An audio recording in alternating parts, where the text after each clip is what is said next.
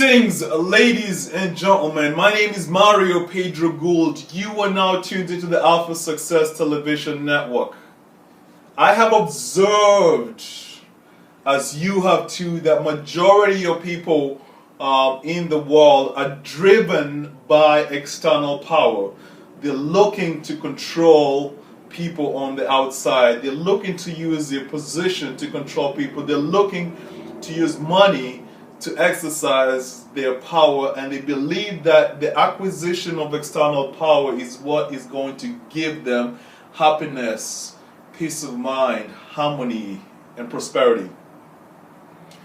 But I'm assuming it doesn't take a rocket scientist to realize that external power really is not the true source of success. It's not the true source of satisfaction. It's not the true source of fulfillment. It's not the true source of satisfaction, ladies and gentlemen. I am working with the theory here. The theory that I'm working with is that one's development of their inner authentic power is the prerequisite to be allowed into the hallways of success, satisfaction, peace of mind, happiness, ladies and gentlemen. At this point, the astute student of success will be asking a very thought-provoking question. The very thought-provoking question the serious student of success will be asking is this: Mario, how do I go about acquiring this very elusive concept, this elusive embodiment of inner power? There's a fabulous question. I would like to share with you my experience of how I came across this power. Perhaps you will be able to glean some information from my experience and use it to boost your life forward, to move you forward in the direction that you would like to go. It's very interesting how I developed my sense of inner power. It kind of seems like it happened, accidentally and by luck. But now, looking back at the past 5 years, I can see that it was an invisible hand that was actually helping me. And we'll talk more about this invisible hand. I remember that somewhere around the age of 26, I was in the coast in Kenya, in Mombasa. I was there with my ex-girlfriend, and we were having fun, and we were taking pictures. And I remember this one picture she took of me when I was, just standing by a cannon in Fort Jesus, the old cannons that we used in the war. And I did have my t-shirt on, and I was probably, playing the Superman role. And when I looked at the pictures when they were processed, I was there standing, looking real good with my tattoos on my big belly. And my big belly was pretty big. I couldn't actually see my feet, right? But something very interesting happened to me at that point. Something interesting happened to me at that point is when I seen this picture, I was not happy with the picture that I seen, standing there with a big belly. I was feeling like, I was out of shape. But here's where I want to catch your attention. Here's where I want to introduce a very profound insight that I would like you to explore on your own. Now, in hindsight, I realize that I was not disgusted by the look of the big belly, the out of shape person that I seen in that picture. I actually hated myself. I was disgusted by the person inside, that is me, that had caused that big belly to occur. Okay? It's a powerful concept. You are not disgusted by the fact that you're broke, you ain't got no money, you can't pay your bills, you can't take that girl out for dinner. You are disgusted at the person that caused those circumstances. That's why there's this feeling of low self-worth, low self-esteem. You feel like something is wrong with you, and therefore, those are the results that are showing on the outside. So I've introduced a very powerful concept here. The concept is this: as long as you do not like that person within you that's causing those results, you will not have that inner sense of authentic power. And without that inner sense of authentic power, it is close to impossible to produce in the external world true success, fulfillment, satisfaction, peace of mind, etc., etc. So what happened for me when I observed this picture, I wrongly, I don't know if it was wrongly, but I just reached the conclusion that, okay, I got to go and work out, I got to get rid of this belly. I don't like the way this belly look. But I didn't think about, the person inside. I was just like, I got to fix the belly. So I went into the gym, started doing the dumbbells, the bench press, and, the cardio and everything. And I did that for one whole year. And the outcome of that was that, I had developed, a body that I was actually happy with, in the mirror. But something very interesting happened for me at that point was, even though I had gotten to the point that I was, physically fit, for some reason I still did not feel happy with myself. I still felt like there was something wrong with me. I still felt like there was something wrong inside. Okay? And this is interesting. You meet a lot of bodybuilders, and if you watch them very closely, you notice that they have a lot of low self-esteem, and they have good bodies on the outside. So you wonder, how can someone have a good body on the outside but still have low self-esteem? Let us explore this model some more. So once I reached that point, I was like, okay, you know what? I worked on my body. Maybe I need to work on my mind. Maybe I'm not smart enough. So I delved deeply into the self-development realm, and I really developed my mind. I delved deeply into, expanding, my education. I became, very intelligentsia.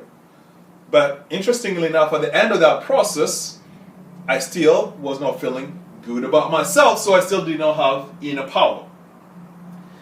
And then I was like, well, why is it that I'm always angry when I get up and I'm ready to start trouble with people? Why is it that when I ask someone out on a date and they say no, I feel very bad, I feel rejected? Why is it that when I don't get what I want, I'm not very happy? Why is it that I have negative emotions?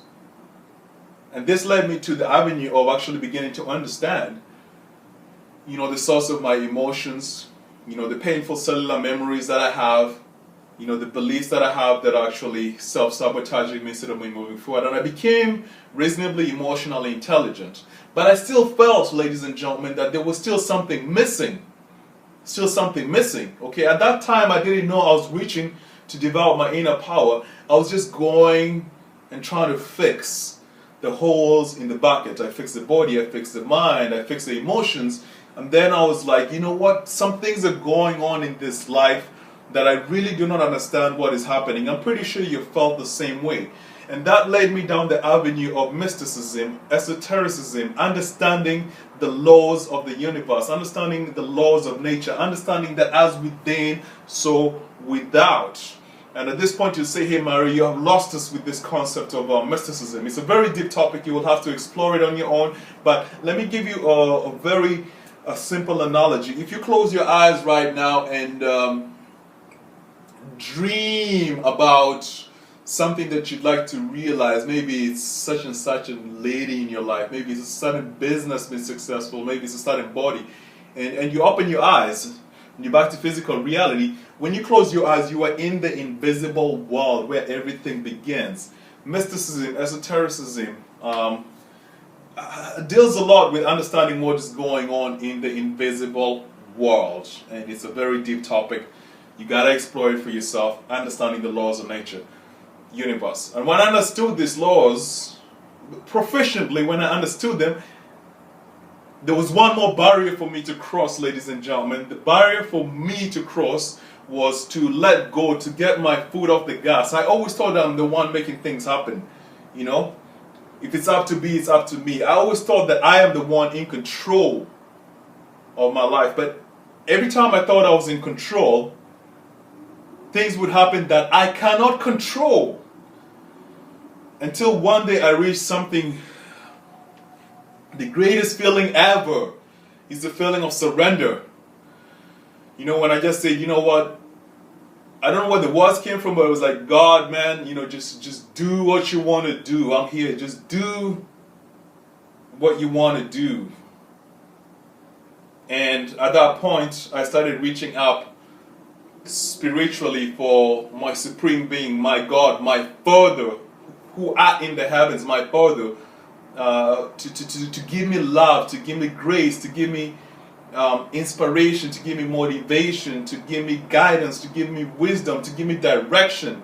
And the moment I did that, at the end, the process is continuing, but the moment I did that, I stepped into my source of inner power. But for me, I wouldn't have been able to step into my source of inner power if I hadn't gone through all this process of getting my body strong, getting my mind strong, getting my emotions strong, beginning to understand the laws of the universe, and then reaching up for inspiration, from God. So take what I'm sharing here with you and glean what you can out of it, and see how you too can develop, your own source of inner power through the example that I've illustrated. I'm in a good mood today. Let's see if I have enough time. I would like to give you guys a gift. You guys want a gift? Say, I want a gift. I'll give you a gift. Let's see. I'm reading a book right now. It's called by, someone called Robert Collier. Robert Collier, The Life Magnet. Put your mind at your command and win at the game of life. So let me share a quick excerpt. I'm just checking I got enough time. Quick excerpt here to stimulate you to go and pick up a book. It says, here is the open sesame of life, the hidden formula for how to use your subconscious mind for achievement and success, by the popular author of The Secret of the Ages. You have to read The Secret of the Ages. It's a classic book. So he says here that what is this greatest secret? Simply this: the images that you impress upon your subconscious mind, whether of abundance or lack, failure or success, outpicture in the surrounding world in startling and unexpected ways. In The Life Magnet, Collier shows how to overcome mental obstacles and use this hidden power, which he variously calls the divine mind, the subconscious mind, the genie of your mind, the open sesame of life. Whatever the name, Collier dramatically illustrates how it works, why it works, how to summon it, and how to control it for the higher good in your life. I love this shit. Wishing you a spectacular day. Go and work on yourself and raise your frequency, baby!